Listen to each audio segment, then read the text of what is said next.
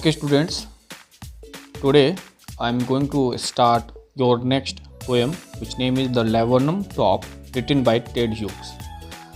First of all, a question arises in our mind why the poet had chose this title. Actually, the poem has been named The Laburnum Top because the top of the tree has been described in detail by the poet, and the second part is a vivid description of the transformation that the tree undergoes. Also, the color of the leaves and flowers and the bird is same, which made the poet to choose the tree to make his poem's title The Laburnum Top. Moving further, we will have the introduction of this poem. So this short poem picturizes a scene in wildernesses. In this poem, the poet has used the laburnum tree and goldfinches as a symbol of life and its fluctuations. The laburnum tree stands there silent and still. It has no motions. A nest was built inside it. The little mother bird, goldfinch, arrives there to meet and feed its young ones. Sitting at one branch, it gives a signal sound. The young ones recognize the voice of their mother and starts chirping together. Their sound is compared to the sound of an engine. The bird, having a lot and being swept, makes a way to the nest. And when the purpose of the bird to meet and to feed them is accomplished, she flies away. This is how the cycle of life and multiplication goes on in nature. It is all instinctive, means that it is natural. When the goldfinches have chicks, it brings the tree alive as the chicks start to rustle and chirp. Hughes tries to convey a message that life is a process of exchange and transformation. So people are alive because they undergo exchange of energy. The goldfinches transform the tree and make it alive. Without them, the Lebanon tree was just another tree. The poem expresses the idea of interrelationship of soul and body through common symbols of the bird and the tree.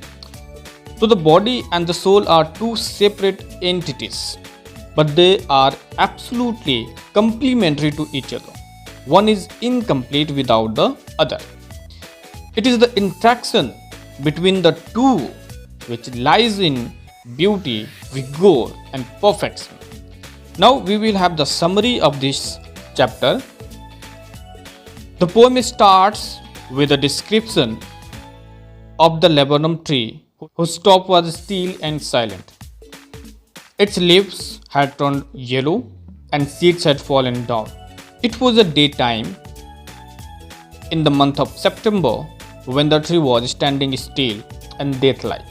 The lifeless tree becomes alive by the arrival of the bird goldfinch. She came to feed her younger ones who are on the thickness of the branch.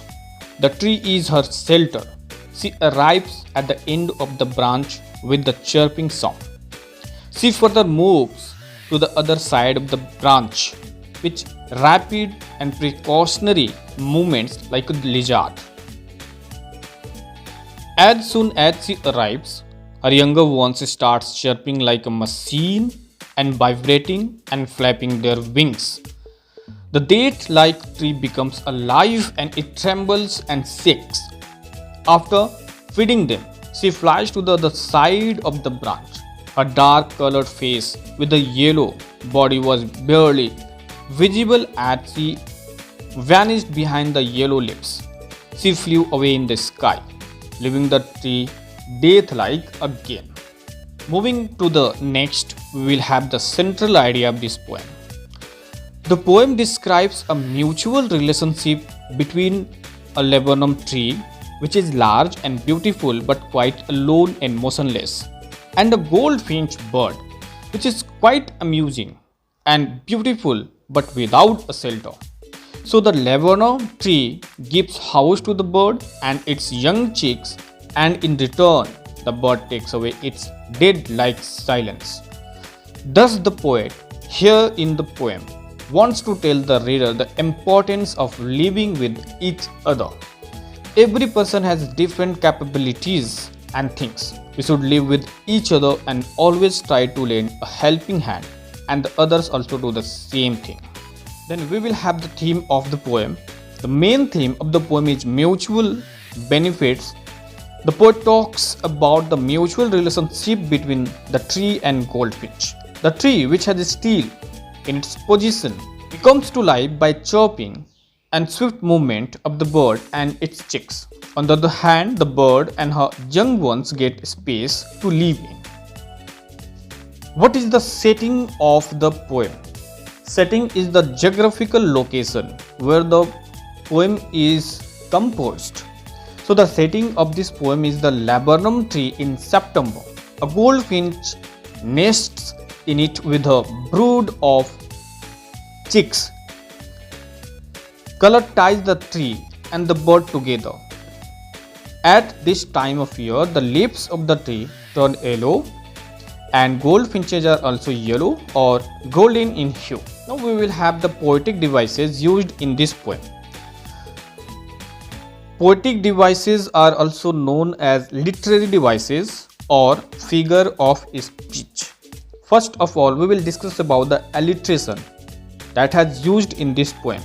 So what is alliteration? It is the repetition of a consonant sound at the beginning of two or more consecutive words.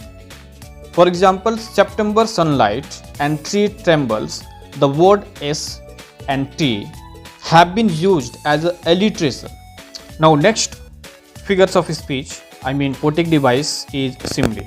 It is the comparison between the two things using the words like or as. And for example, sleek as a lizard. This phrase has been used in our poem. When it comes to the metaphor, it is the direct comparison between two things without using the words like or as.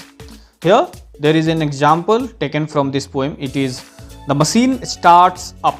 Here the noise created by the movement of the birds is compared to the machine's noise. And next example is the engine of a family. Here engine represents the mother goldfinch which feed her family and looks after them. Now our next figures of speech is personification. The attribution of nature characteristics to something non-human is known as personification. And so the whole tree trembles and thrills. Here the tree is not an inanimate object, means that it is not a living thing. However, in the language of science, it is living things but has no motion. However, the poet has alive it by giving these two words, trembles and thrills, and there is the tree has been personified here. And the next figures of speech is onomatopoeia. In this figure of speech, a word is formed from a sound similar to it, such as twitching, chirrup, chitterings, trillings, whistle, chirrup. These are the words that has been made from the sound which produced and we hear. And the last figures of speech is transferred epithet. It is the figure of speech where the adverb is transferred to another noun, and in other words, it is a description word which refers to a character or event but is used to describe a different situation or character. For example, the phrase "her buried face identity mask" is an example of transferred epithet in this poem.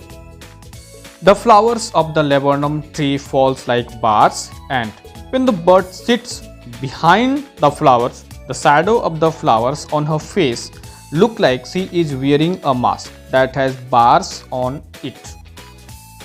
So the transferred epithet is also just like an metaphor. But in case of it represents some another things, some another body. Okay students, we have just completed our part 1 video from this poem, and the second part will made very soon and I will provide it. Thank you very much for listening me.